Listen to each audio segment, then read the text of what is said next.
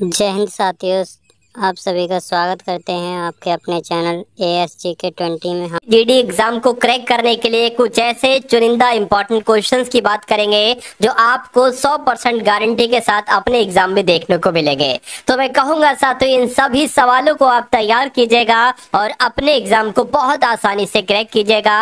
मेरा मानना है कि अगर इस आप पूरी क्लास को देख लेते हैं तो आपका लेवल बहुत ऊपर हो जाएगा। आप अपने एग्जाम को क्रैक करने के लिए साथियों रेडी हो जाएंगे। तो क्लास बहुत छोटी है, बहुत लंबी नहीं है, लेकिन इस छोटी सी क्लास में आपको जो कंटेंट दिया जाएगा ना, वो बहुत शानदार कंटेंट है, क्योंकि पूरी टीम के द्वारा ये कंटेंट साथियों तैयार किया जाता है। तो सही वर्तनी वाले शब्द कौन सा? देखिए, प्रकृति कैसे लिखा जाता है आपको मालूम होना चाहिए। जैसे ऑप्शन नंबर बी में लिखा हुआ है ऐसे लिखा जाता है, तो जिनका आंसर बी था बिल्कुल सही था। एक होता है देखिए क्रय मूल्य, आपने सुना होगा, जिस मूल्य पर हम कोई वस्तु खरीदते हैं उसको क्रय मूल्य कहा जाता है, और वही वस्तु अगर हमें बेचना होती है तो वो उसको विक्रय मूल्य कहते हैं। ठीक है ना, यानी कि आपने कोई वस्तु 25 रुपए में खरीदी तो ये क्रय मूल्य कहलाएगा, लेकिन इसको 30 रुपए में बेच दिया तो ये विक्रय मूल्य कहलाएगा। तो क्रय का विलोम क्या हो जाएगा? विक्रय हो जाएगा। अगला सवाल है, कह रहे कि कुंतल शब्द का पर्यायवाची क्या होगा? तो का से कुंतल, का से केश, दोनों एक दूसरे के पर्यायवाची है। हिम की अगर बात करें, हिम का साथियों क्या होता है? कहते नहीं भाई, हिम का पर्यायवाची इसमें से वायु थोड़ी ना है, जल भी नहीं है, अग्नि भी नहीं साथियों, बर्फ है। बर्फ को कह सकते हैं, या आप लोग यहाँ पर ध्यान रखेंगे। अच्छा, यहाँ पर वायु लिखा हुआ है, वायु के पर्यायवाची देखिए, वायु को हवा भी कहा जाता है, वायु को समीर भी कहा जाता है। क्या हवा भी कहा जाता है? वायु को समीर भी कहा जाता है, वायु को पवन भी कहा जाता है। और जल की अगर बात करें तो जल को साथियों पानी भी कहा जाता है, जल को साथियों वारी भी कहा जाता है, और जल को नीर भी कहा जाता है। जब हम बात करते हैं अग्नि की, तो अग्नि को आग कहा जाता है, और अग्नि को अनल भी कहते हैं साथियों, और अग्नि को पावक भी कहते हैं। तो इतनी और चीजें आप लोग याद रखेंगे। नेक्स्ट नंबर का सवाल है, कह रहे कि सही वर्तनी वाले शब्द का चयन कीजिए। आकर्षक कैसे लिखा जाता है? मैं कहूंगा जैसे ऑप्शन नंबर ए में लिखा हुआ है, ठीक ठीक आकर्षक ऐसे ही लिखा जाता है। चलिए भाई, अब उसके बाद देखिए नेक्स्ट नंबर का सवाल है, कह रहे हैं कि बादल फटने से 150 व्यक्तियों की मृत्यु हो गई, तो रेखांकित खंड को प्रतिस्थापित करने के लिए उपयुक्त विकल्प का चयन कीजिए। तो यहाँ पर अगर साथियों हम लोग बात करें व्यक्तियों का मृत्यु हो गई, ये लिखा हुआ अच्छा यहाँ पर, तो ये तो गलत लिखा हुआ है, व्यक्तियों की मृत्यु हो गई है ये होना चाहिए। तो 150 व्यक्तियों की मृत्यु हो गई है ये वाक्य सही है, या 150 व्यक्तियों से मृत्यु हुई तो गलत है। 150 व्यक्तियों को मृत्यु ये भी गलत है, 150 व्यक्तियों के मृत्यु ये भी गलत है। तो मैं कहूंगा शुद्ध वाक्य कौन सा है? ऑप्शन नंबर ए वाला है, तो यही आपका राइट आंसर है।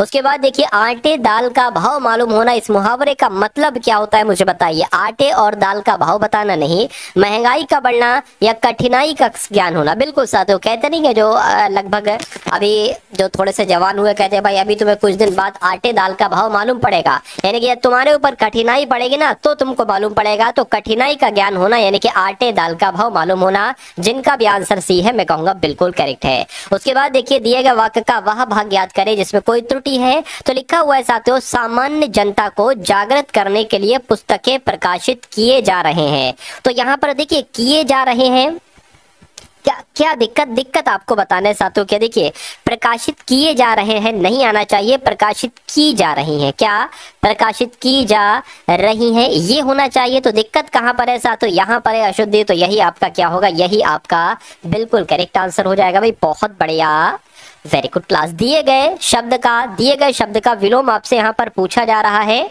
हाँ मैं कहूंगा बिल्कुल करेक्ट है। अब उसके बाद देख लीजिए नेक्स्ट नंबर का सवाल है, कह रहे कि दिए गए वाक्य का वह भाग याद करें जिसमें कोई त्रुटि है। अतीत की घटनाओं से ही व्यक्ति सीखना सकता है और प्रगति के पथ पर, ठीक है, पथ पर जा सकता है। तो दिक्कत कहां पर है मुझे बताइए। चलिए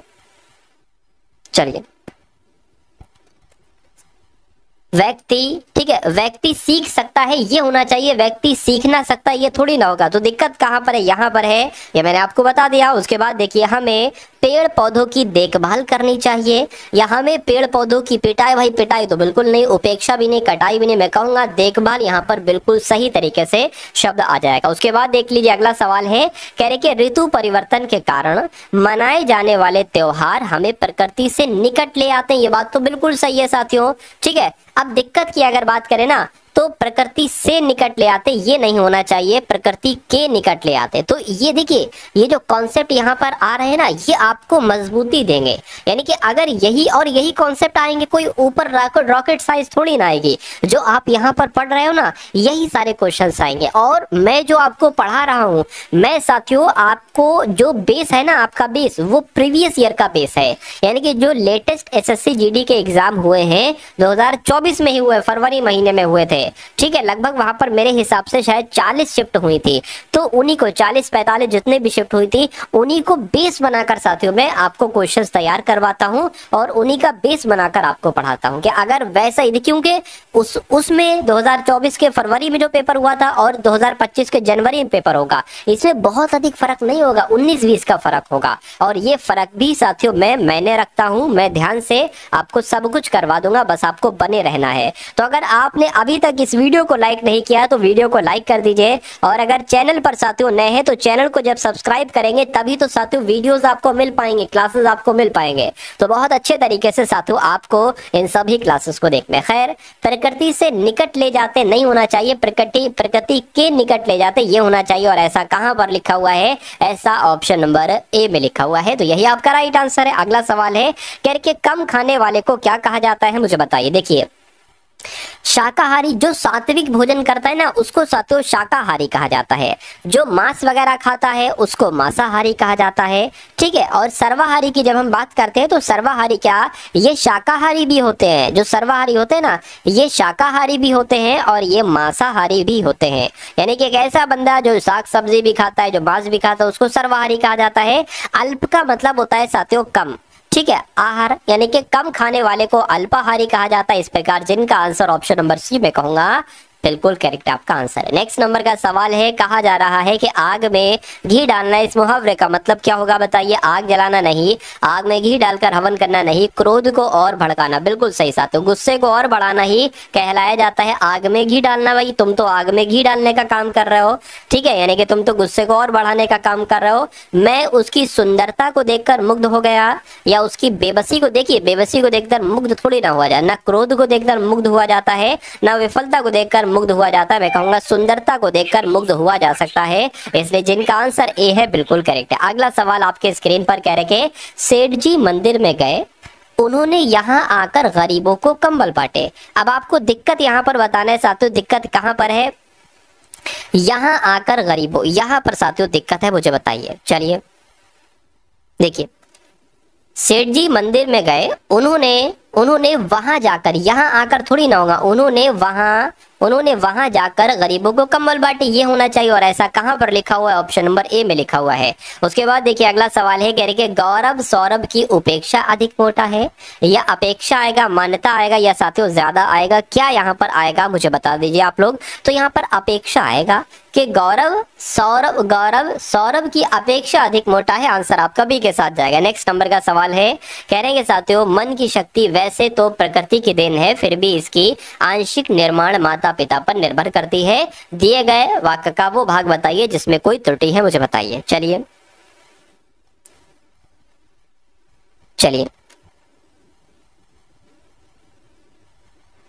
देखिए, यहां पर अगर बात करें साथियों, लिखा हुआ है एक तरीके से बात करें, मन की शांति वैसे तो प्रकृति की देन है, फिर भी इसकी आंशिक निर्माण माता पिता पर निर्भर करती है। ये नहीं होना चाहिए,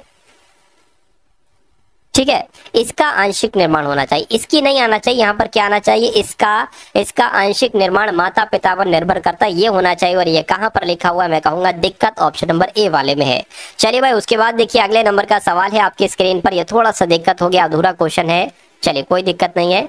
अब यहाँ पर अगर बात करें साथियों, हाँ यहाँ से अगर बात करें तो आपके सामने साथियों जीके के प्लस जीएस के साथियों क्वेश्चन शुरू हो चुके हैं। तो इन सभी क्वेश्चंस को साथियों आप बहुत अच्छे तरीके से देखेंगे। मैं कहूंगा यहाँ से आपके कई सारे क्वेश्चंस आपको देखने को मिलेंगे। कह रहे कि ड्यूस एक पद है, एक शब्द है जो किस खेल से संबंधित है। मैं कहूंगा एक शब्द है ड्यूस, इसका किस खेल में इस्तेमाल किया जाता है? लॉन टेनिस में इसका इस्तेमाल किया जाता है, ये आप लोग ध्यान रखेंगे। अच्छा, क्रिकेट के आपसे पूछे जाते हैं, कोई शब्द दे दिया जाता है, जैसे कि आपसे पूछा जाएगा कि बॉय, बॉय शब्द का इस्तेमाल कहाँ किया जाता है? क्रिकेट के खेल में किया जाता है। बाउंसर शब्द का इस्तेमाल कहाँ किया जाता है? बाउंसर शब्द का इस्तेमाल क्रिकेट के खेल में ही किया जाता है।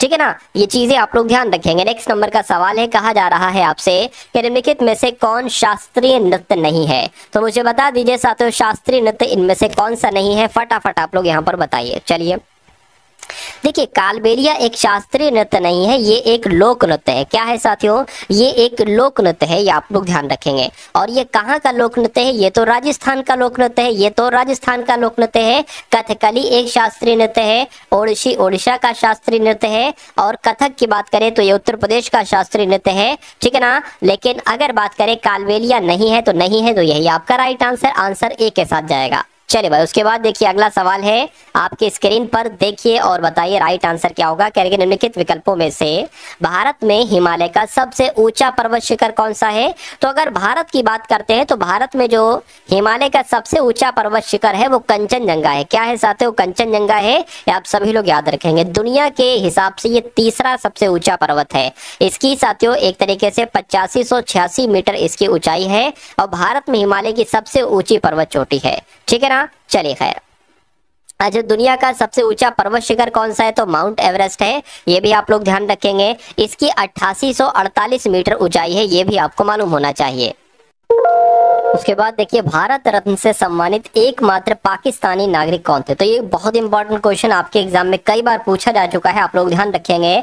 भारत रत्न से सम्मानित एकमात्र पाकिस्तानी नागरिक कौन थे? खान अब्दुल गफ्फार खान थे। अगला सवाल है आपकी स्क्रीन पर, कह रही है ऊष्मा का सर्वोत्तम चालक कौन सा है? तो ऊष्मा का सर्वोत्तम चालक तो साथियों चांदी है, इसलिए सही जवाब आपका सी के साथ जाएगा। कौन सा एक व्यापार अवरोध नहीं है? अब व्यापार अवरोध देखिए, सब्सिडी भी कहीं ना कहीं है, घाटबंदी भी है, और प्रशुल्क बाधाएं भी ले, लेकिन निर्यात सुरक्षा थोड़ी ना होगा, एक व्यापार में अवरोध का काम ही थोड़ी ना करेगा। चलिए अगला सवाल है, कहा जा रहा है कि प्रथम स्तनपायी क्लोन यानी कि भेड़ का नाम क्या है? तो साथियों डॉली इसका नाम था। अगर सवाल डायरेक्ट पूछा जाए तो डायरेक्ट आप आंसर बता देना। अगला सवाल देखिए, कह रहे कि युद्ध के दौरान वीरता के विशिष्ट कृत्यों को प्रदर्शित करने के लिए दिया जाने वाला सर्वोच्च शौर्य सैन्य अलंकार कौन सा है? मुझे बताइए। तो परमवीर चक्र दिया जाता है। कौन सा सम्मान दिया जाता है साथियों? युद्ध के दौरान वीरता के विशिष्ट कृत्यों को प्रदर्शित करने के लिए मैं कहूंगा परमवीर चक्र दिया जाता है। अगला देखिए, कह रहे कि मस्तिष्क तंत्र का एक भाग, यानी कि कौन से तंत्र का एक भाग है? तो मैं कहूंगा ये तो तंत्रिका तंत्र का एक भाग है। क्या? मस्तिष्क। तो इस प्रकार आपका राइट आंसर अगर है ऑप्शन नंबर डी के साथ तो बिल्कुल करेक्ट है। उसके बाद देखिए अगला सवाल है, कहा जा रहा है आपसे कि कोशिका का ऊर्जा ग्रह किसे कहा जाता है? तो मैं कहूंगा किसे कहा जाता है? माइटोकॉन्ड्रिया को ही कोशिका का ऊर्जा कहा जाता है। अगला कोशिका का ऊर्जा ग्रह कहा जाता है। उसके बाद देखिए, हरित क्रांति में शामिल नहीं थे। तो हरित क्रांति में सिंचाई की अच्छी तरह से विकसित प्रणाली का उपयोग करना ये शामिल था, बिल्कुल।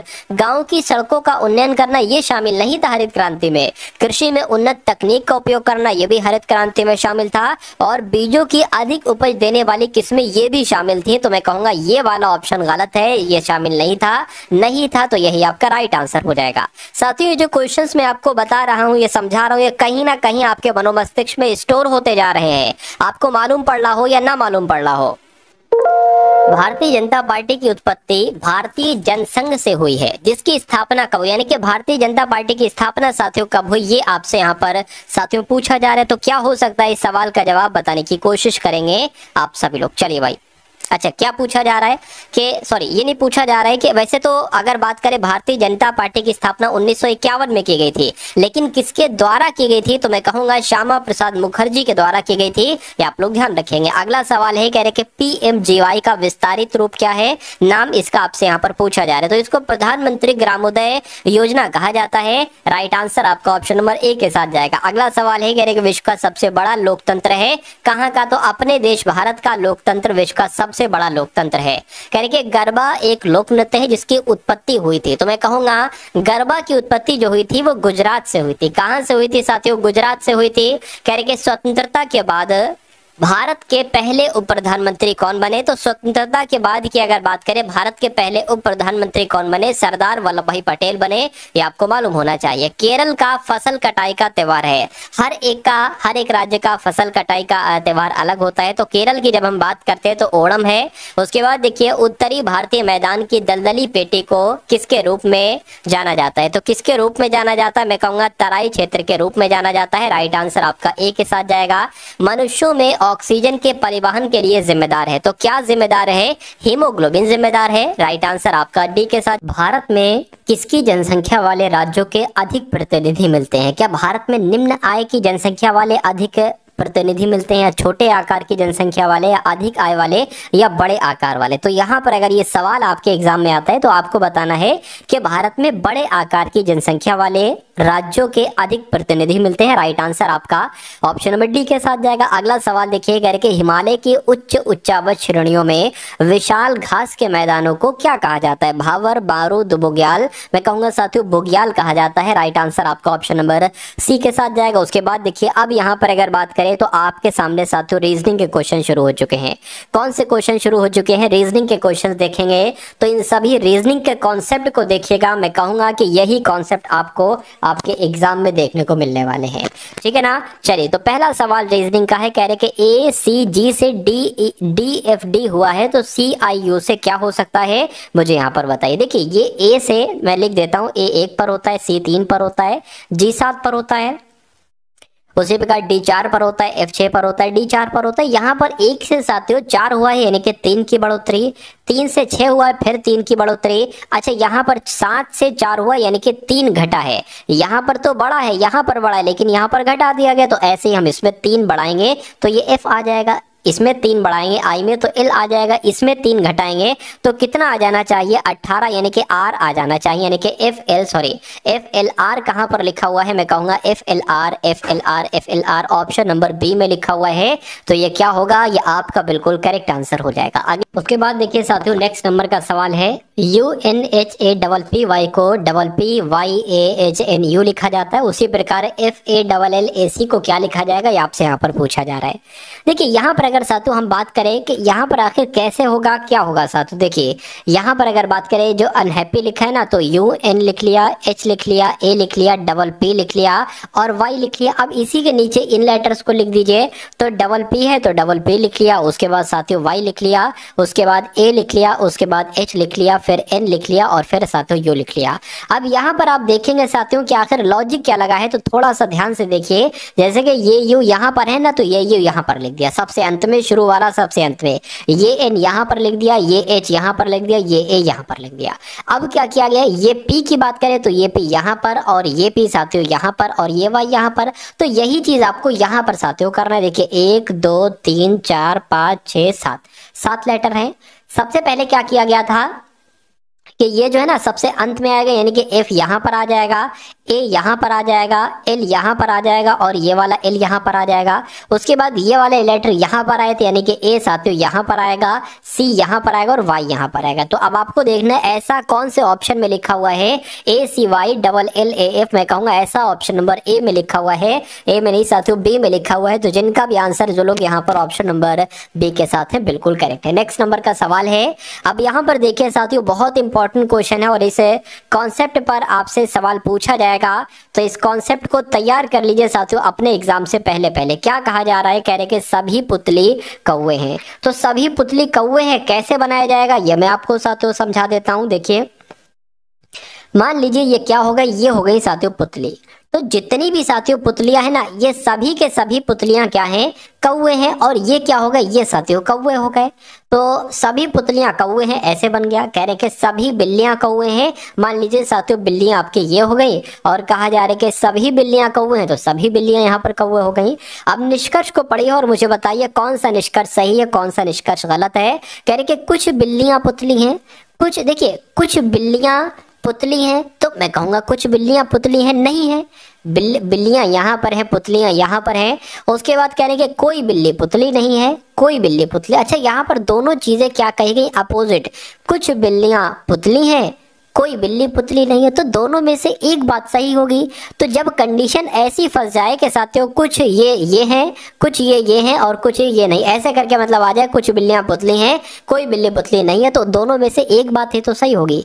या हो सकता हो कुछ बिल्लियां पुतली हो, या ये होगा कि कोई बिल्ली पुतली नहीं होगी। तो मैं कहूंगा ऐसी कंडीशन पे हमें क्या लगाना चाहिए, या तो निष्कर्ष 1 या निष्कर्ष 2 अनुसरण करता है। इसलिए आपका right answer option number D के साथ जाएगा। अब उसके बाद देख लीजिए नेक्स्ट नंबर का सवाल है, कह रहे कि इन चारों विकल्पों में से, चारों ऑप्शन में से सबसे विषम कौन सा है, सबसे अलग कौन सा है, आपसे पूछा जा रहा है। देखिए ये आता है साथियों L12 पर आता है, H8 पर आता है, E5 पर आता है। यहाँ पर अगर बात करें J10 पर आता है, P16 पर आता है और C3 पर आता है, B2 पर आता है, F6 पर आता है, Q17 पर आता है और D4 पर आता है, E5 पर आता है, P16 पर आता है। क्या इनको टोटल करें, एक बार टोटल करके देख लीजिए साथियों कि इनके टोटल में क्या आएगा। देखिए 16 4 20 और 5 25 हो जाएंगे, ठीक है ना। 17 और 6 23 और 2 25 हो जाएंगे, बिल्कुल।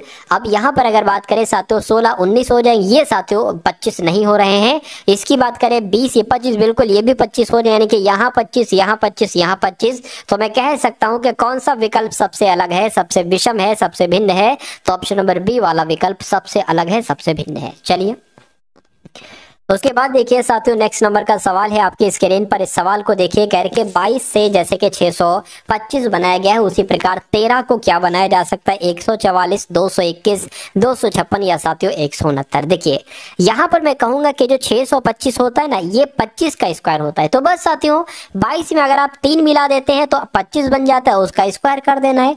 कि यहाँ पर भी अगर हम 3 मिला दें साथियों तो 16 बन जाएगा, 16 का स्क्वायर 256 होता है। क्या कहीं 256 ऑप्शन में है, तो मैं कहूंगा बिल्कुल 256 ऑप्शन नंबर सी वाले में है। तो इस प्रकार आपका आंसर ऑप्शन नंबर सी के साथ जाएगा। चलिए भाई उसके बाद देखिए कहा जा रहा है यहां पर कि स्पीड को यानी कि SPADE को 45 लिखा जाता है, तो ABODE को क्या लिखा जाएगा मुझे बताइए। तो अगर साथियों इनको हम काउंट करें, जैसे कि यहाँ पर S हो गया, P हो गया, A हो गया, D हो गया, E हो गया, इनको अगर हम काउंट करें, S आता है 19 पर, P आता है 16 पर, A 1 पर, D आता है 4 पर, E आता है 5 पर, तो यहाँ पर ये 10 हो जाएंगे, बिल्कुल 10 हो जाएंगे। ठीक है, ये आपके कितने हो जाएंगे साथियों, 26 हो जाएंगे।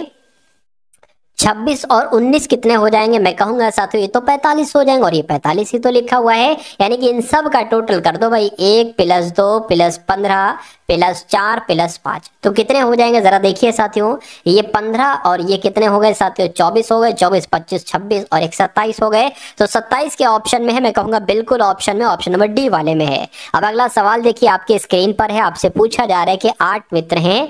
सबसे पहले कह रहे हैं कि 8 मित्र हैं ABCDEFGH, एक गोलाकार मेज के चारों ओर भोजन के दोपहर के भोजन के लिए एक दूसरे के सम्मुख बैठे हैं। तो साथियों हम बना लेते एक गोला, 1 2 3 4 कितने लोग हैं, 6 लोग हैं। अच्छा 8 लोग हैं, तो एक इधर भी कर लो। ठीक है, ये आपके 8 लोग बैठ गए। अब क्या क्या कहा जा रहा है उसको आप फॉलो करते जाइएगा।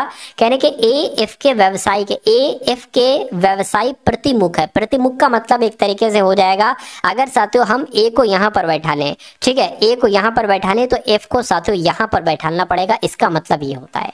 कहने के और B के दाएं तीसरे स्थान पर है कौन, किसकी बात चल रही है साथियों, ए की बात चल रही है। यानी कि ए जो है ना ये एफ के तो प्रतिमुख है, और ए जो है ना बी के दाएं से तीसरे पर है। तो बी की अगर बात करें, बी की अगर बात करें, बी को हम यहीं पर बैठा लेंगे, तभी तो बी के दाएं तीसरे से ए हो पाएगा। 1 2 3 तीसरे पर आ गया।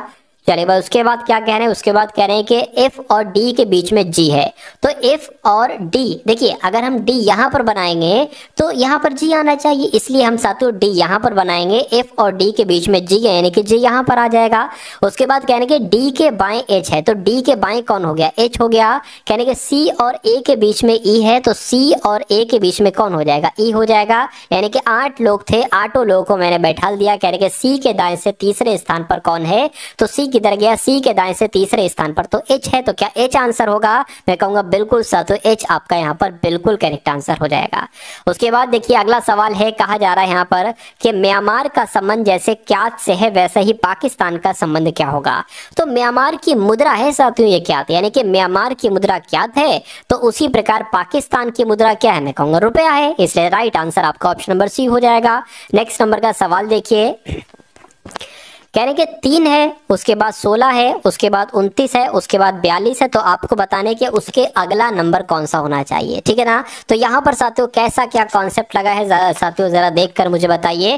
देखिए यहाँ पर अगर हम लोग बात करें ना, जैसे कि 3 से 16 हुआ है तो यहाँ पर तो साफ साफ 13 नजर आ रहा है।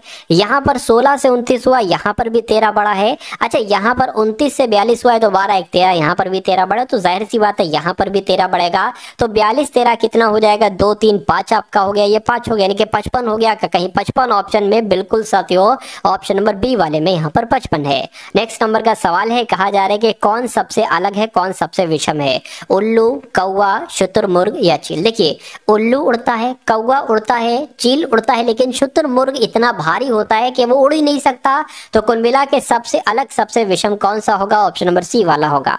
अगला सवाल है, कह रहे कि उस सही विकल्प का चयन करें जो रिक्त स्थान को भरेगा और श्रृंखला को पूरा करेगा। यानी कि सबसे पहले साथियों NIX है, उसके बाद LKV है, उसके बाद JMT है, उसके बाद HOR है। तो आपको बताने कि यहाँ पर कौन से 3 लेटर आ सकते हैं। देखिए ये N ये होता है साथियों, मैं यहाँ पर लिख ही देता हूँ। देखिए ये N 14 पर, ये I 9 पर, ये X हो गया आपका साथियों 24 पर, ठीक है। ये आपका 12 पर, ये 11 पर, ये 22 पर आ जाएगा। ये J 10 पर आता है, M 13 पर आता है, T 20 पर आता है। H की बात करें तो 8 पर, ये 15 पर, ये 18 पर हो जाएगा। अब देखिए 14 से 12 हुआ है, ठीक है, 12 से 10 हुआ, 2 2 घट रहा है। देखिए 2 फिर 2 घटा तो फिर 2 घटेगा, यानी कि यहाँ पर 6 आ जाएगा और 6 पर होता है F। अब देखिए F हर जगह पर है। 9 से हुआ है 11, यानी कि 2 घटा। अच्छा यहाँ पर क्या 2 बढ़ा था, सॉरी 2 घटा था, 2 घटा। तो यहाँ पर देखते हैं कि 9 से 11 हुआ है, 2 बड़ा है, फिर 13 हुआ है, 2 बड़ा है, 2 बड़ा है, तो यहाँ पर 17 आ जाएगा, यानी कि 17 का मतलब है साथियों Q, यानी कि FQ FQ FQ। उसके बाद देखिए 24 से 22 हुआ है, 2 घटा, फिर 2 घटा, फिर 2 घटा, तो मैं कहूँगा 18 में 2 घटाएंगे 16 आ जाएगा, यानी कि P आ जाएगा। तो FQP कहाँ पर लिखा हुआ है, FQP ऑप्शन नंबर बी में लिखा हुआ है। तो ये क्या होगा, मैं कहूँगा कि ये आपका बिल्कुल करेक्ट आंसर हो जाएगा। उसके बाद देखिए कह रहे कि कुछ बंदूकें मकड़ी हैं, तो मान लीजिए साथियों ये क्या हो गई, ये आपकी बंदूक हो गई, ठीक है। और इतनी बंदूकें क्या है, मान लेते हैं हम इतनी बंदूकें क्या हो गई, इतनी बंदूकें मकड़ी हो गई। उसके बाद कह रहे हैं कि कुछ मकड़ी किसान हैं, तो मान लीजिए इतनी मकड़ियां क्या हो गई, इतनी मकड़ियां साथियों किसान हो गई। चलिए इतनी मकड़ियां क्या हो गई, इतनी मकड़ियां साथियों किसान हो गई। अब मुझे जरा देखकर बताइए कि कौन सा सही है निष्कर्ष। कुछ बंदूकें किसान है, कुछ बंदूकें किसान है, भाई बंदूकें ये हैं, किसान ये हैं, तो कहाँ कुछ बंदूकें किसान है, तो ये गलत हो जाएगा। कुछ किसान बंदूकें हैं, कुछ किसान बंदूकें हैं, ठीक है, तो ये भी कहाँ सही है, कुछ किसान बंदूकें, ये भी गलत हो जाएगा। तो मैं कहूंगा ना तो निष्कर्ष 1 ना ही निष्कर्ष 2 अनुसरण करता है, इसलिए राइट आंसर आपका ऑप्शन नंबर सी के साथ जाएगा। चलिए भाई नेक्स्ट नंबर का सवाल है, ये आपको बताना है साथियों, ठीक है। कहने के 7 मित्र हैं OPQRSTU, एक पंक्ति में बैठकर फिल्म देख रहे हैं। तो एक पंक्ति बना लेते हैं, कितने लोग हैं, 7 लोग हैं, 1 2 3 4 5 6, थोड़ी सी और बड़ा 7 हो गई है, ठीक है। क्या क्या कहा जा रहा है, कह रहे कि S एक अंतिम छोर पर बैठा है और P, अब देखिए S यहाँ पर भी आ सकता है, यहाँ पर भी आ सकता है, कहने के S के दाएं दूसरे स्थान पर P बैठा है। अगर हम S को यहाँ पर बैठा लेंगे तो हमें दाएं इस यहाँ पर ले जाना पड़ेगा, इसलिए साथियों S को हम यहाँ पर नहीं बैठा लेंगे, S हमारा यहाँ पर ही सही है, क्योंकि S के दाएं दूसरे स्थान पर P बैठा है, तो यहाँ पर हम P बैठा देंगे। उसके बाद कहने के P जो है ना ये O और Q के बीच में है, P जो है ना P ये O और Q के बीच में, तो मान लीजिए O यहाँ पर बैठा दिया, Q यहाँ पर बैठा दिया। हो ये भी सकता है कि Q यहाँ पर हो, P यहाँ पर हो, लेकिन हम देखते हैं कि अगर सही चल रहा है सब कुछ तो ठीक है। उसके बाद कहने कि U किसी भी अंतिम छोर पर नहीं है, तो U तो साथियों या तो यहाँ बैठेगा या यहाँ बैठेगा, U यहाँ पर या यहाँ पर। कह रहे कि T के निकटतम बाएं बैठा है R, तो T के निकटतम बाएं बैठा है R, तो अगर देखिए T के निकटतम बाएं बैठा है R, तो अगर हम T को यहाँ बैठा ले, मान लीजिए T को यहाँ पर बैठा ले, तो R को हमें यहाँ पर बैठाना पड़ेगा, लेकिन नहीं, इन दोनों में से किसी एक में U आएगा। तो हम एक काम ये कर सकते हैं कि अगर हम T हम यहाँ पर बैठा ले तो हम R यहाँ पर बैठा लेंगे, तो एक अब U के लिए खाली जगह बच गई, ये हो गई। तो मैं कहूँगा 7 लोग थे, 7 को मैंने बैठा दिया। यानी कि अंतिम बाएं छोर पर कौन बैठा है, अंतिम बाएं छोर पर साथियों कौन बैठा है, आपके सामने है साथियों S बैठा है, तो इसलिए क्या होगा, S आपका बिल्कुल करेक्ट आंसर हो जाएगा, ठीक है ना। चलिए तो इस प्रकार जिनका भी आंसर ऑप्शन नंबर ए के साथ है, मैं कहूंगा आंसर आपका यहाँ पर बिल्कुल करेक्ट हो जाता है। चलिए उसके बाद देखिए अगला सवाल है, कह रहे कि निम्नलिखित समीकरण को सही बनाने के लिए परस्पर प्रतिस्थापित होने वाले 2 संकेतों को आपको यहाँ पर ज्ञात करना है। ठीक है ना। चलिए साथियों, अगर आपने अभी तक इस वीडियो को लाइक नहीं किया तो वीडियो को तो आप लोग लाइक कर दीजिए, और अगर चैनल पर आप लोग नए हैं तो चैनल को भी साथियों तुरंत सब्सक्राइब करके बेल आइकन पर क्लिक कर लीजिए, ठीक है ना। क्योंकि ये चैनल आपको साथियों वही चीजें पढ़ाएगा, वही कंटेंट देगा जो आपके एग्जाम में आपको देखने को मिलने वाली है। चलिए भाई, तो अभी थोड़ा समय है एग्जाम में, कुछ समय आपके पास है। मैं कहूँगा जितना भी दिन आपके पास बचे हैं, तो इन दिनों में अगर आप टारगेट सिलेक्शन से अच्छे तरीके से पढ़ते हैं, अगर आप आज से भी अपनी तैयारी शुरू कर रहे हैं, तो हमारी पिछली पुरानी सारी क्लासेस आप देख डालिएगा, बहुत ज़्यादा नहीं होंगी, ठीक है ना। एक एक दो करके उन सभी वीडियोस को देख डालिएगा, तो मेरा मानना है कि आपका बेस जो है ना, बेस वो मजबूत हो जाएगा। और जब किसी का बेस मजबूत हो जाता है तो ये समझ लीजिए उसकी तैयारी की अगर बात करें, उसकी तैयारी में जान आ जाती है, ठीक है। तो मेरी कुछ क्लासेस आप लोग देख लेंगे, वहां से आप बहुत अच्छे तरीके से अपनी प्रॉपर एक तरीके से तैयारी कर सकते हैं। वो सारी वीडियो 1 क्लिक में आपको कैसे मिलेंगे ये भी मैं आपको बताता हूँ, वीडियो में ही बता दूंगा। देखिए कहने के अब यहाँ पर देखिए, मान लीजिए अगर हम इस ऑप्शन को सही माने तो प्लस की जगह पर भाग, और भाग की जगह पर प्लस आपको लिखना है, यानी कि 22 है, 11 है, 22 है, 2 है, 3 है और बराबर 45, यानी कि इसको कैलकुलेट करके आपको 45 लाना है। तो अगर हम प्लस की जगह पर भाग, भाग की जगह पर प्लस करें, यानी कि ये प्लस है तो प्लस नहीं लिखेंगे, भाग लिखेंगे। ये गुणा क्या है, गुणा की जगह पर गुणा लिख देंगे, माइनस की जगह पर माइनस लिख देंगे, भाग है, भाग की जगह पर साथियों प्लस लिख देंगे। अब इसको आपको कैलकुलेट करके अगर 45 आ गया तो आंसर हमारा यही होगा, लेकिन इसको कैलकुलेट करके 45 नहीं आया तो इस वाले को ट्राई करते। देखिए 11 कम 11, 11 दूना 22 आ जाएगा, गुणा 22 हो गया, माइनस 2 + 3 हो गया, 22 दूना कितना हो जाएगा, 44 हो जाएगा, -2 + 3 हो गया, ठीक है। ये आपका 42 हो जाएगा, 44 में से 2 जाएगा +3, यानी कि मैं कहूंगा 45 बराबर 45 आ चुका है। तो आपका राइट आंसर यही हो जाएगा। चलिए उसके बाद देखिए कह रहेंगे साथियों, यहाँ पर 8 है, यहाँ पर 9 है, यहाँ पर 17 है, यहाँ पर 44 है। तो अगला नंबर साथियों क्या होगा ये आपको यहाँ पर बताना है। देखिए यहाँ पर अगर बात करें इस सवाल को आप कैसे करेंगे, थोड़ा समझने की कोशिश करेंगे। यहाँ पर 1 लिखा आपने और 9 में कितना जोड़ा, 17 आ जाए, मैं कहूँगा 8 जोड़िए। 17 में कितना जोड़े साथियों के 44 हो जाए, मैं कहूँगा 27 जोड़िए। अब यहाँ पर देखिए ये है 1 का क्यूब, ये है 2 का क्यूब, ये है 3 का क्यूब, तो जाहिर सी बात है 4 का क्यूब आएगा। 4 का क्यूब होता है 64, यानी कि 44 में आपको जोड़ना है 64। तो 44 और 64 कितने हो जाएंगे, मैं कहूंगा 108 हो जाएंगे। तो यहाँ पर क्या 108 आएगा, बिल्कुल साथियों यहाँ पर 108 ही आएगा। तो जिनका भी आंसर यहाँ पर ऑप्शन नंबर सी के साथ है, मैं कहूंगा बिल्कुल करेक्ट है। अगला देखिए कह के लार्वा का संबंध कीट से है, तो मेमने का संबंध किससे होगा मुझे बताइए। चलिए देखिए लार्वा एक तरीके से कहीं ना कहीं साथियों कीट का ही एक अंश होता है, ठीक है। यानी कि जब कीट पूरा प्रॉपर नहीं हो पाता ना, विकसित नहीं हो पाता, तो वो लार्वा होता है, ठीक है। उसी प्रकार मेमना किसका एक तरीके से देखिए सिंह थोड़ी ना, बच्चा थोड़ी ना, मैं कहूंगा साथियों ये जो होता है ना भेड़िया, आपका भेड़िए का जो बच्चा होता है उसको कहीं ना कहीं, जो भेड़िए का छोटा रूप होता है या भेड़िए का बच्चा होता है उसको साथियों कहा जाता है मेमना। उसी प्रकार कीट का जो छोटा रूप होता है, कहीं ना कहीं बच्चा ही इसको कह लो, तो लार्वा हो जाएगा। तो इस प्रकार आपका right answer option number A के साथ है, मैं कहूंगा आंसर आपका बिल्कुल करेक्ट है। अगला सवाल देखिए आपके स्क्रीन पर, यानी कि इसमें से सबसे अलग सबसे विषम आपको बताना है साथियों कौन सा। देखिए 415, 718, 314, 545, इसमें से आंसर आपको बता देना है। चलिए देखिए अगर यहाँ पर अगर हम लोग बात करें ना, ये 4 और 1 को, इनको अगर आपस में हम जोड़ देते कैसे, 4 + 1 करके, तो हमें 5 मिल जाता है। उसी प्रकार इन दोनों को आपस में जोड़ देते प्लस लगा के, तो हमें ये नंबर मिल जाता है। उसी प्रकार 3 और 1 को आपस में जोड़ देते तो ये नंबर मिल जाता है। लेकिन इसको जोड़ने पर हमें 9 मिलना चाहिए, लेकिन यहाँ पर 9 नहीं है। तो मैं कहूँगा सबसे विषम सबसे अलग कौन सा ऑप्शन है, तो ऑप्शन नंबर ए वाला है। तो क्या आपका राइट आंसर ए होगा, बिल्कुल साथियों आपका राइट आंसर यहाँ पर ए है। तो अब साथियों यहाँ पर आप लोग देखिए मैथ के क्वेश्चंस, क्योंकि आपने अभी तक साथियों हिंदी के GK GS plus current affair के, उसके बाद रीजनिंग के क्वेश्चंस देखे। अब यहाँ पर कुछ टॉप लेवल के क्वेश्चंस हम लोग देखेंगे साथियों मैथ के। तो मैथ का पहला सवाल है और इस सवाल में कहा जा रहा है कि 12.5% की छूट देने के बाद किसी वस्तु को 5845 रुपए में बेचा जाता है। तो कह रहे कि अंकित मूल्य क्या होगा, यानी कि अंकित मूल्य यानी कि 100% की वैल्यू आपसे पूछी जा रही है।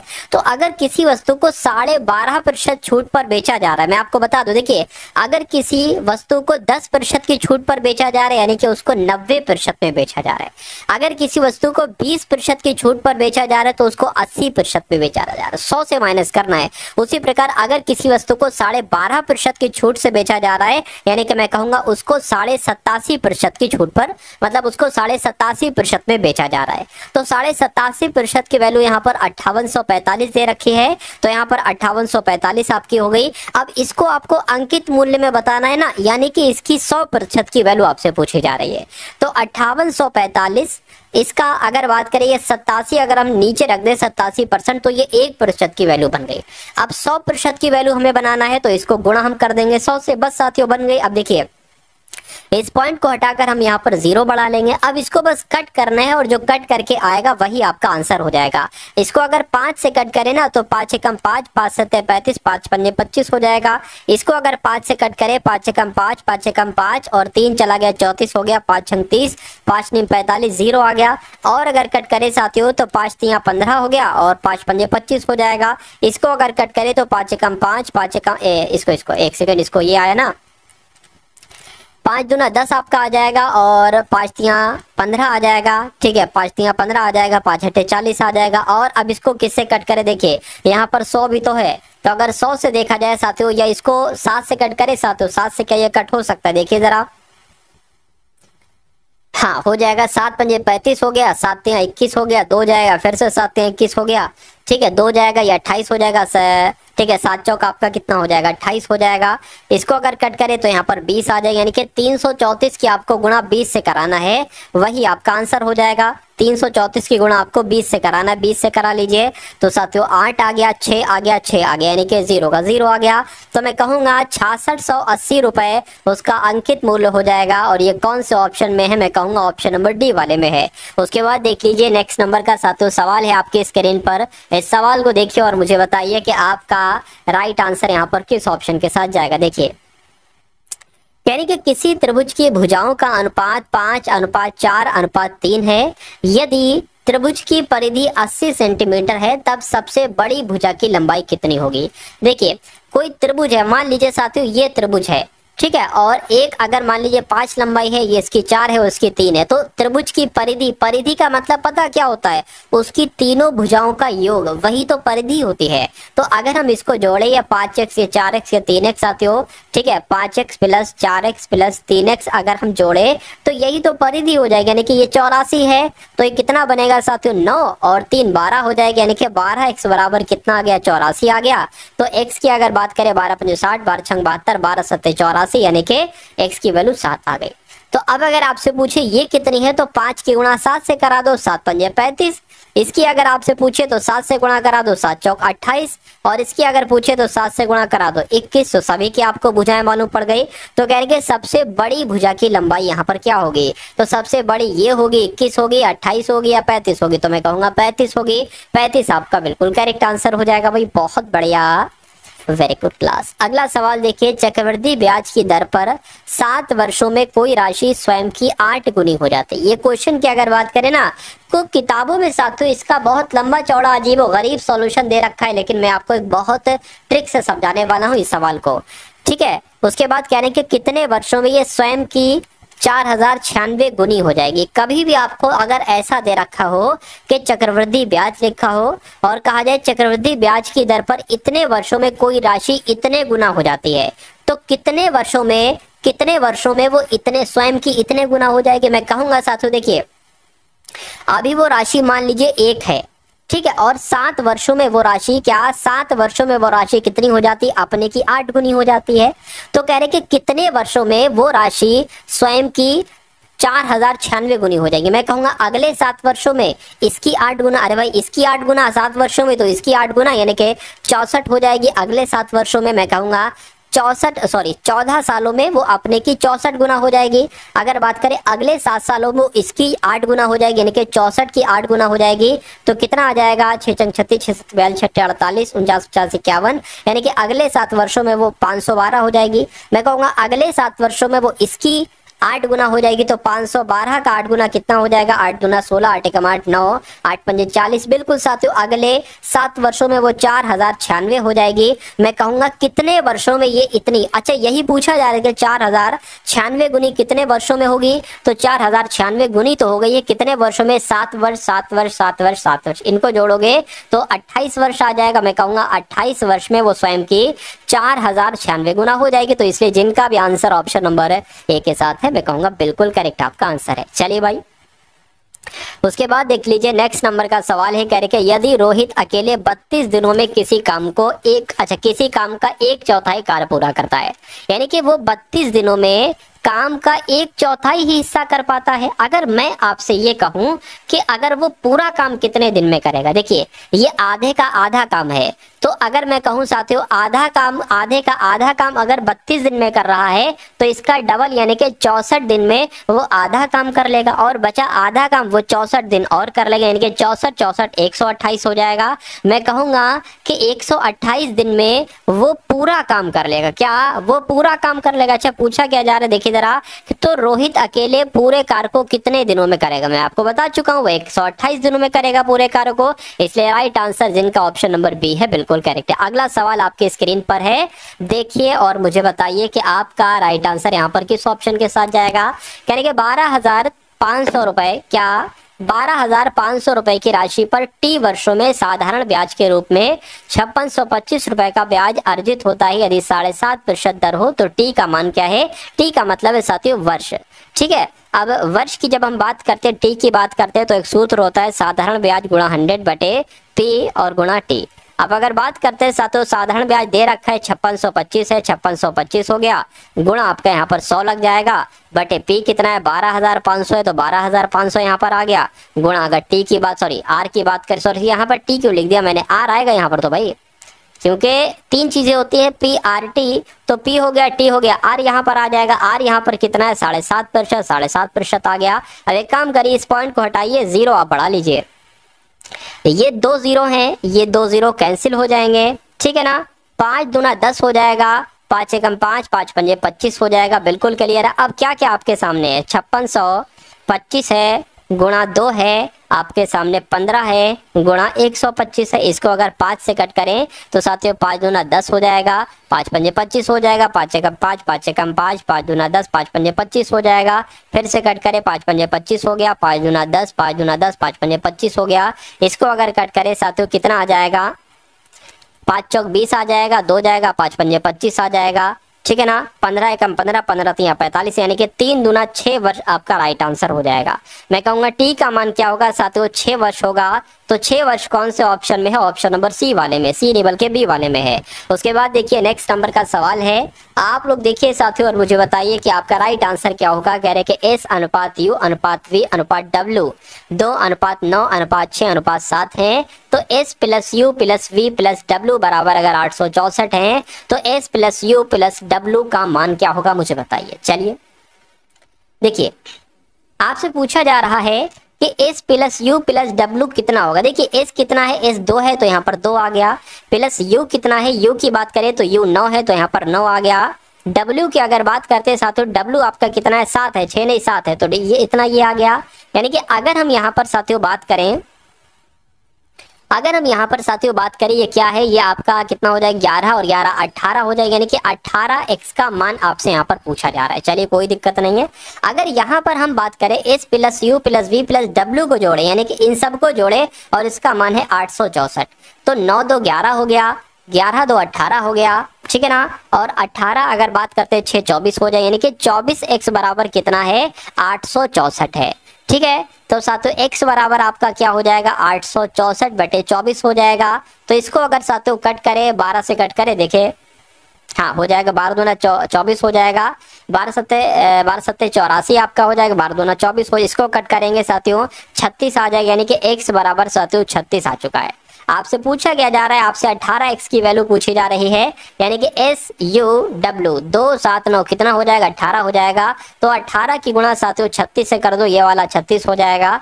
तो 18 गुणा 36 कितना हो जाएगा, ठीक है, 6 चंग 36, 6 सत्ते 42, 6 48 आपका हो गया, 6 कम 6 10 आपका हो जाएगा। और यहाँ पर साथियों 54 आपका आ जाएगा, 8 आ गया, 4 आ गया 6, यानी कि 648 आपका राइट आंसर हो जाएगी। इस सवाल को आप समझ गए ना बहुत आसानी से। देखिए अरे भाई S की वैल्यू 2 है, U 9 है, V 6 है, W 7 है। ठीक, आपसे कहा गया है कि S plus U plus V plus W इतना है, तो मैं कह सकता हूँ इन सबको अगर जोड़ लेते हैं, यानी कि इन संख्याओं को जोड़ लेते तो बराबर 864 आ जाएगा। ठीक है, और S U W का मान आपसे पूछा जा रहा है, तो इतना निकला। X की वैल्यू ये निकली थी, इसका टोटल 18 निकला। X की वैल्यू 36 है, तो 18 X की वैल्यू 18 गुणा 36 हो जाएगी। गुणा करेंगे तो 648 आपका आ जाएगा। चलिए अब उसके बाद देख लीजिए नेक्स्ट नंबर का साथियों सवाल है आपकी स्क्रीन पर, देखिए और मुझे बताइए कि आपका राइट आंसर साथियों यहाँ पर किस ऑप्शन के साथ जाए। कह रहे दीपक और विनोद की चाल 19:12 है, ये तो चाल का अनुपात हो गया। ठीक है, कह रहे कि यदि विनोद की चाल 84 किलोमीटर हो, विनोद कहाँ है, विनोद अच्छा ये है और दीपक ये है। विनोद यानी कि इसकी बताई गई है, कहने को तो यहाँ पर 12 का अनुपात दे रखा है, लेकिन इसकी चाल 84 है, इसकी चाल 84 है, तो इसकी गुणा किससे करवाइए, 12 सत्ते 84, 7 से गुणा करवाइए। तो दीपक की चाल क्या होगा, मैं कहूँगा 19 की गुणा साथियों 7 से करवा दीजिए। ठीक है ना, 19 की आप साथियों गुणा किससे करवा दीजिए, 19 की गुणा साथियों 7 से करवा दीजिए, कितना आ जाएगा, 133 आ जाएगा। तो क्या दीपक की चाल 133 किलोमीटर प्रति घंटा होगी, मैं कहूंगा बिल्कुल 133 किलोमीटर प्रति घंटा ही होगी। तो जो लोग भी यहाँ पर हैं ऑप्शन नंबर डी के साथ बिल्कुल करेक्ट आपका आंसर हो जाता है। प्रतिदिन 8 घंटे कार्य करने वाले 16 श्रमिक 32 दिनों में एक इमारत को ध्वस्त कर सकते हैं। प्रतिदिन 12 घंटे कार्य करने वाले 24 श्रमिक कितने दिनों में इसी इमारत को ध्वस्त कर सकते हैं। देखिए 8 घंटे कार्य करने वाले 16 श्रमिक 32 दिनों में, ठीक है ना, एक इमारत को ध्वस्त कर सकते हैं। प्रतिदिन 12 घंटे कार्य करने वाले 24 श्रमिक इसे कितने दिन में, मैं कहूंगा इतने दिन में इस इमारत को ध्वस्त कर सकते हैं। तो साथियों इसको आपको कैलकुलेट कराना है। ये अगर बात करते हैं ना साथियों, ये आपका जो 8 गुणा 16 गुणा 32 है ना, इसके नीचे ये आ जाएगा 12 गुणा 24 आ जाएगा। इसको अगर कट करें 8 का 8, 8 तियां 24 हो जाएगा। ठीक है ना, और इसको अगर साथियों कट करें, किससे कट करें, एक काम करते हैं साथियों 2 से कट करेंगे तो ये 6 हो जाएगा, ये साथियों 16 हो जाएगा। ठीक है, इससे अगर कट करते हैं तो ये 3 हो जाएगा और ये 8 हो जाएगा, यानी कि इधर आ गया 8 गुणा 16 और नीचे आ गया 3 गुणा 3। ठीक है, अब इसको साथियों अगर बात करते हैं ये कैसे बन जाएगा, देखिए यहाँ पर अगर बात करते हैं 16 8 144 आपका हो जाएगा, 16 8 100 आपका 16 8 128 आपका हो जाएगा और 3 3 9 हो जाएगा। यानी कि डी बराबर कितने दिन निकलते हैं, 128 बटे 9 निकलते हैं। तो 128 बटे 9 कहाँ पर लिखा हुआ, ऑप्शन नंबर सी में लिखा हुआ। उसके बाद देखिए नेक्स्ट नंबर का सवाल है साथियों आपके स्क्रीन पर, कहा जा रहा है आपसे, कह रहे कि यदि धीरज 25 सेकंड में 100 मीटर चौड़ी सड़क, यानी कि दूरी कितनी है, 100 मीटर चौड़ी सड़क है, 100 मीटर की दूरी है, तो धीरज की गति यानी कि चाल क्या होगा। चाल बराबर आपको पता है साथियों दूरी बटे समय होता है। तो दूरी बटे दूरी भी पता है, समय दूरी है साथियों 100 मीटर और समय है 25 सेकंड। ठीक है, और मीटर प्रति सेकंड है, मामला हिसाब किताब सही है। 25 से कम 25, 25 से 100, यानी कि मैं कहूंगा साथियों 4 मीटर प्रति सेकंड क्या होगा, ये आपकी चाल हो जाएगा और यही आपका बिल्कुल करेक्ट आंसर हो जाएगा। नेक्स्ट नंबर का सवाल है, देखिए इस सवाल को साथियों और मुझे बताइए राइट आंसर आपका यहाँ पर किस ऑप्शन के साथ जा सकता है। चलिए कह रहे कि यदि 80 वस्तुओं का क्रय मूल्य 50 वस्तुओं के विक्रय मूल्य के समान हो तो लाभ बताइए प्रतिशत में। देखिए 80 वस्तुओं का क्या है, क्रय मूल्य। क्रय मूल्य मतलब होता है साथियों, हम मान लीजिए क्रय मूल्य ऐसे शॉर्ट में लिख देते हैं, क्रय मूल्य 80 वस्तुओं का क्रय मूल्य बराबर 50 वस्तुओं के विक्रय मूल्य, यानी कि विक्रय मूल्य शॉर्ट में लिख दिया। तो मैं कह सकता हूं क्रय मूल्य अगर हम ऐसे लिख ले और बटे में ये विक्रय मूल्य इसके नीचे आ जाए, विक्रय मूल्य इसके, एक सेकेंड, विक्रय मूल्य की अगर बात करें, विक्रय मूल्य इसके नीचे आ जाए बराबर ये 50 का 50 यहाँ रहेगा और ये 80 नीचे आ जाएगा। मैं कहूंगा 0 से 0 कैंसिल हो जाएगा, यानी कि अगर क्रय मूल्य यानी कि खरीदा है आपने 5 रुपए में और विक्रय मूल्य बेच दिया है 8 रुपए में, तो 3 रुपए का प्रॉफिट हुआ। इसको प्रतिशत में बदलने के लिए 100 से गुणा करेंगे और मैं कहूंगा नीचे हमेशा क्रय मूल्य आता है इसलिए 5 आ जाएगा। 5 से कम 5, 5 दूना 10 हो गया। ठीक है ना, ये क्या हो जाएगा 60 आ जाएगा, यानी कि 60% आपका बिल्कुल करेक्ट आंसर हो जाएगा। तो 60% आपका बिल्कुल करेक्ट आंसर हो जाता है। तो क्लास आपको साथियों कैसी लगी एक बार कमेंट सेक्शन में आप लोग जरूर